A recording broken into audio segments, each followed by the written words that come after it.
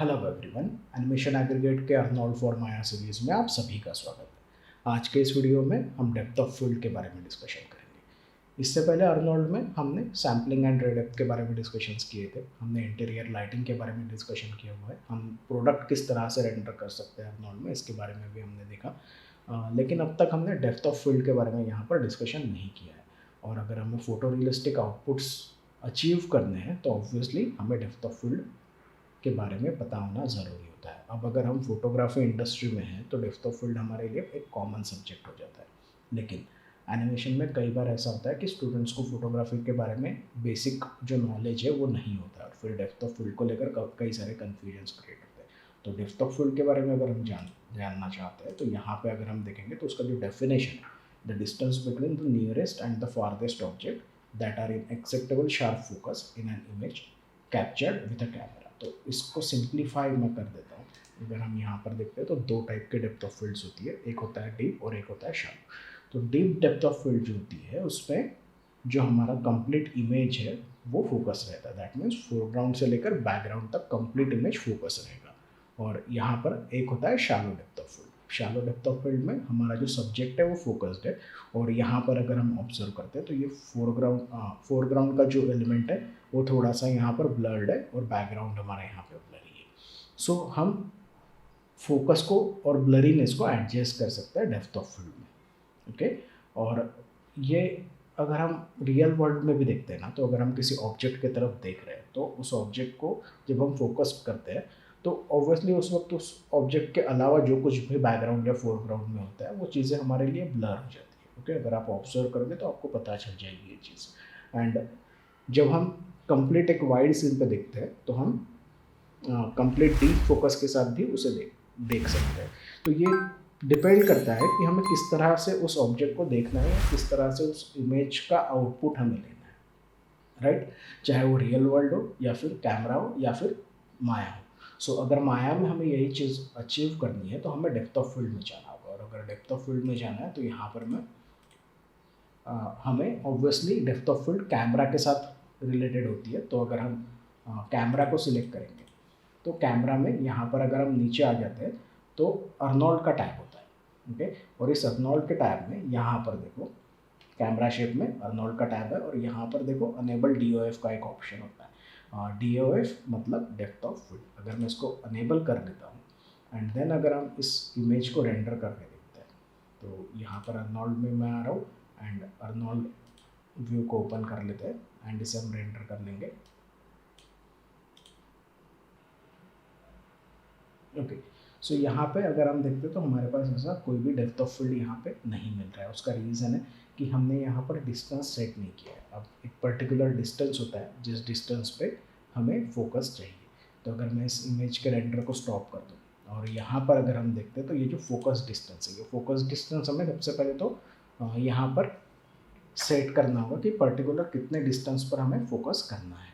Okay. सो इसके लिए अगर सपोज मैं ये सेंटर का क्यूब ले लेता हूँ और इस सेंटर के क्यूब का जो कैमरा से डिस्टेंस है वो है 326.092। ओके। सो अगर आपको ये डिस्टेंस जानना है तो ऑब्वियसली पहले तो डिस्प्ले में आना होगा, हेड्सअप डिस्प्ले में आना होगा एंड हेड्सअप डिस्प्ले में यहाँ पर ऑब्जेक्ट डिटेल्स होती है। तो अगर मैं ऑब्जेक्ट डिटेल्स को ऑन कर लूँ तो यहाँ से हमें यहाँ पर ये सिलेक्टेड जो हमारा ऑब्जेक्ट है उसका कैमरा से डिस्टेंस कितना है टोटल ऑब्जेक्ट का, ये हमें यहाँ पर डिस्टेंस फ्रॉम कैमरा में पता चल जाएगा। तो अगर मैं इस ऑब्जेक्ट को सिलेक्ट करता हूँ, इसका जो डिस्टेंस है वो 326.092 सेंटीमीटर्स का है। तो अगर यहाँ पे आके मैं कैमरा में डिस्टेंस अप्लाई कर दूँ 326.092। ओके। तो हमने यहाँ पर डिस्टेंस तो अप्लाई कर दिया, लेकिन अगर डिस्टेंस भी अप्लाई कर दिया है एंड अगर इसको मैं वापस रेंडर कर दूँ तो आपको पता चलेगा कि यहाँ पर अभी भी उतना कुछ खास इफेक्ट नहीं हुआ है। उसका रीज़न होता है कि अपर्चर का जो साइज़ है वो हमने कितना सेट करके रखा हुआ है। तो यहाँ पर जो अपर्चर का साइज़ है वो 0 है और ऑब्वियसली हमें अपर्चर साइज़ थोड़ा सा हायर चाहिए अगर हमें डेप्थ ऑफ फील्ड चाहिए। तो अब जितना छोटा नंबर हम माया में लेंगे ना, जैसे अगर मैं 1 ले रहा हूँ तो हमें वाइड डेप्थ ऑफ फील्ड मिलेगा। अगर मैं नंबर को बढ़ाता हूँ, 5 लेता हूँ, 10 लेता हूँ या 20 लेता हूँ तो उतना ही ज़्यादा वो शैलो होता जाएगा। ओके। सो हम 5 के साथ स्टार्ट करते हैं ओके, यहाँ पे मैं अपर्चर साइज को 5 कर रहा हूँ एंड यहाँ पे अगर अब हम रेंडर करके देखते हैं, मैं रेंडर सेटिंग्स को थोड़ा सा लो कर रहा हूँ एंड अर्नोल्ड रेंडर में आके मैं इसको 3 कर देता हूँ। ओके, अब अगर हम देखते हैं ना तो यहाँ पर हमें पता चल रहा है कि ये जो ऑब्जेक्ट है ये हमारा फोकस्ड है और बाकी के जो जो हमारा सीन है उसमें हमें एक ब्लरीनेस मिल रहा है। सो अपर्चर का जो साइज़ है उस पर डिपेंड करेगा कि कितना ज़्यादा हमें यहाँ पे शैलो डेप्थ ऑफ फील्ड मिलेगा। अगर मैं 1 ले रहा हूँ तो ये डीप हो जाएगा। ओके, सो अगर अब हम ऑब्जर्व करते हैं तो यहाँ पर कंप्लीट जो हमारा ऑब्जेक्ट है, जो सीन है वो फोकस आ रहा है और यहाँ पे अगर मैं इसको इंक्रीज़ करता हूँ 10 पे तो अब ये और ज़्यादा डीप हो जाएगा, शैलो हो जाएगा, सॉरी। सो यहाँ पे अगर हम देखते हैं तो यहाँ पर शैलो डेप्थ ऑफ फील्ड के साथ ये रेंडर हो रहा है। अब ये स्लोली रेंडर हो रहा है आगे। अगर हम नंबर इंक्रीज़ करते हैं तो उसी डिस्टेंस के साथ हमें और ज़्यादा फोकस मिलेगा ऑब्जेक्ट पे। ओके, सो यहाँ पर हमने 20 अपर्चर साइज लिया हुआ है और अब अगर हम देखते हैं तो ये जो हमारा ऑब्जेक्ट है इसमें हमें ये पर्टिकुलरली हमें एक फोकस मिल रहा है और बाकी बैकग्राउंड और फोरग्राउंड को अगर हम ऑब्जर्व करते हैं तो यहाँ पे हमें एक ब्लरीनेस मिल रहा है। ओके, सो इस इमेज को मैं कंप्लीट रेंडर हो जाने देता हूँ, उसके बाद फिर हम आगे का डिस्कशन करते हैं। सो यहाँ पर अगर हम देखते हैं तो हमारा इमेज रेंडर हो चुका है और यहाँ पे हमें क्लियरली पता चल रहा है कि हमें एक ब्लरी बैकग्राउंड और ब्लरी फोरग्राउंड मिल रहा है। दैट मीन्स जितना बड़ा नंबर रहेगा उतना ज़्यादा शैलो डेप्थ ऑफ फील्ड हमें यहाँ पर मिलेगा और जितना छोटा नंबर रहेगा उतना ज़्यादा वाइड डेप्थ ऑफ फील्ड हमें यहाँ पर मिलेगा। सो इम्पोर्टेंट होता है कि हम प्रॉपर एक फोकस डिस्टेंस जो है उसे कैलकुलेट कर ले। ओके, वो दैट मीन्स अगर मुझे मेरे कैरेक्टर को फोकस रखना है और बैकग्राउंड को अगर मुझे ब्लर कर देना है तो मुझे कैमरा से लेकर कैरेक्टर का जो डिस्टेंस है उसे प्रॉपरली फाइंड आउट कर लेना होगा।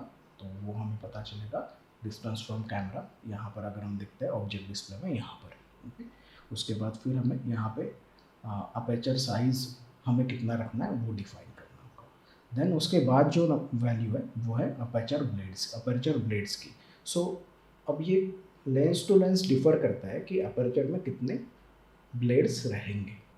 दरअसल अपर्चर जो होता है ना वो लेंस में एक छोटा सा होल होता है। ओके, और उस होल को ओपन और क्लोज करने के लिए ब्लेड्स होती है और वो ब्लेड्स जब रोटेट होती है तब वहाँ पे अपर्चर जो होता है उसका जो होल है वो छोटा और बड़ा होता है। सो अगर मैं यहाँ पर आपको दिखाऊँ तो आपको क्लियरली पता चल जाएगा कि ये जो है ये अपर्चर होता है और ये कुछ इस तरह से क्लोज होता है और इस तरह से ओपन होता है। ओके, सो ये नंबर ऑफ ब्लेड्स हमें कितनी रखनी है वो हम यहाँ पर डिफाइन कर सकते हैं इस पर्टिकुलर एक ऑप्शन से।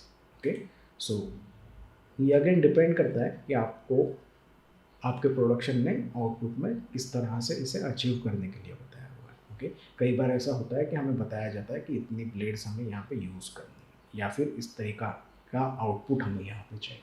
सो अगर सपोज मैं यहाँ पे 3 नंबर ले रहा हूँ, ओके, एंड अगर मैं इसे रेंडर कर लेता हूँ, ओके, मैं एक पर्टिकुलर एरिया सिलेक्ट कर रहा हूँ, यहाँ से रीजन सिलेक्ट कर रहा हूँ एंड इस रीजन को मैं यहाँ पर रेंडर कर लेता हूँ। अब अगर हम देखते हैं ना तो हमें यहाँ पे ट्रायंगुलर इफेक्ट्स जो है वो दिखाई दे रहा है। अगर मैंने इस इमेज को पहले सेव कर लिया होता, ओके, मैं इसको 0 कर रहा हूँ एंड 0 करके एक बार हम इसको रेंडर कर लेते हैं एंड देन हम इसको वापस एक बार। सो यहाँ पे अगर हम देखते हैं ना तो ये हमारा 0 अपर्चर ब्लेड का आउटपुट है और इस आउटपुट को अगर हम देखते हैं तो यहाँ पे ये 3 आउटपुट के साथ है।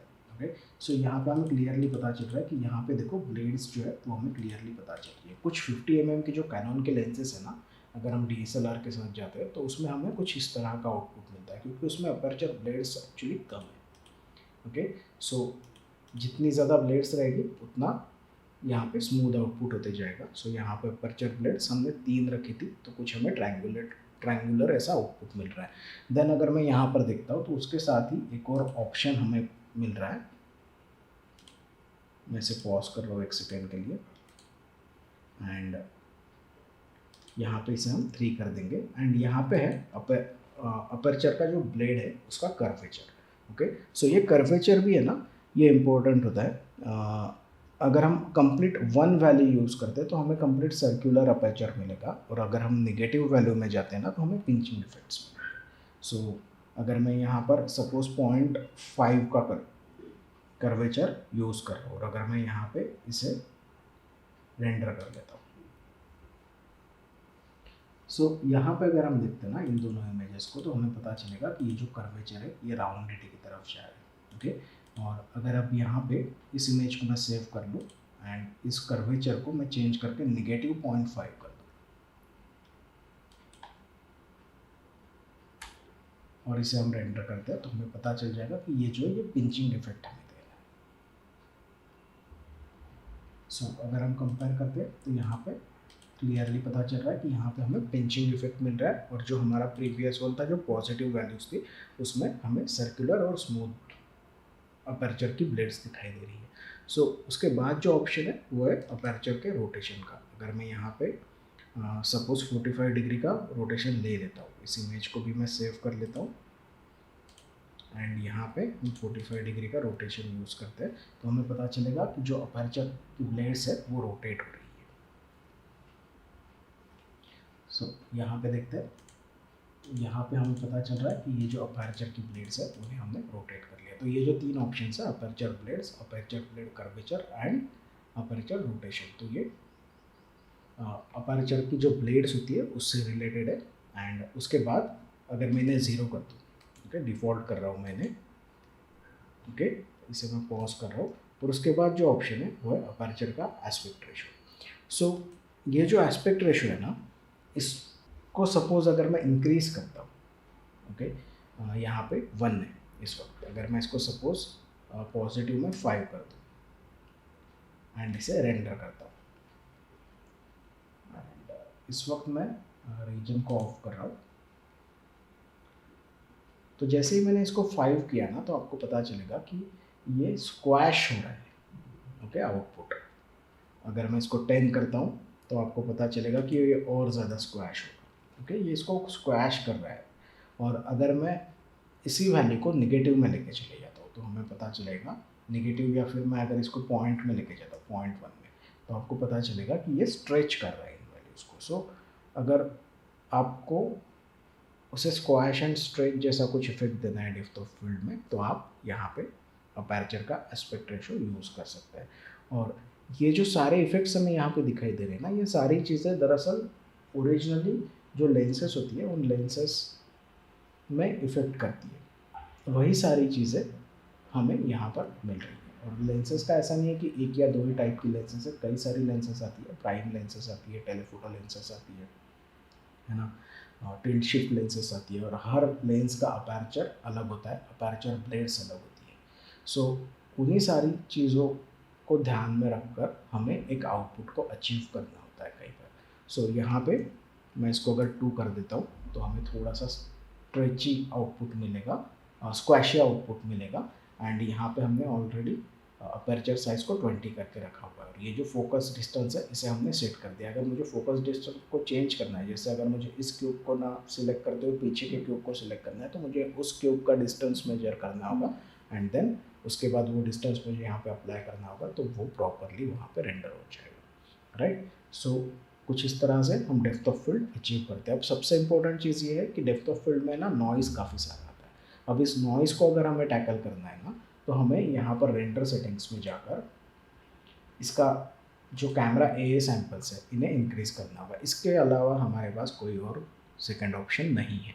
सो ध्यान रखना होगा कि यहाँ पे हम कैमरा ए सैम्पल्स को इंक्रीज़ करते हैं एंड देन हम इसको रेंडर करते हैं, ओके। सो आज के वीडियो में मैं यहीं पे रुक रहा हूँ। उम्मीद है आपको डेप्थ ऑफ फील्ड के बारे में जो कुछ भी डाउट्स है थे या फिर जो कुछ भी क्वेश्चंस रहेंगे वो सॉल्व हो चुके रहेंगे। एंड अगर आपको वीडियो पसंद आए तो इसे लाइक कीजिए, शेयर कीजिए एंड सब्सक्राइब कीजिए हमारे चैनल एनिमेशन एग्रीगेट को। और अगर कोई क्वेश्चंस है आपको तो आप नीचे मुझे कमेंट सेक्शन में लिख सकते हैं। सो मैं मिलता हूँ आपको नेक्स्ट वीडियो में, तब तक के लिए हैप्पी रेंडरिंग।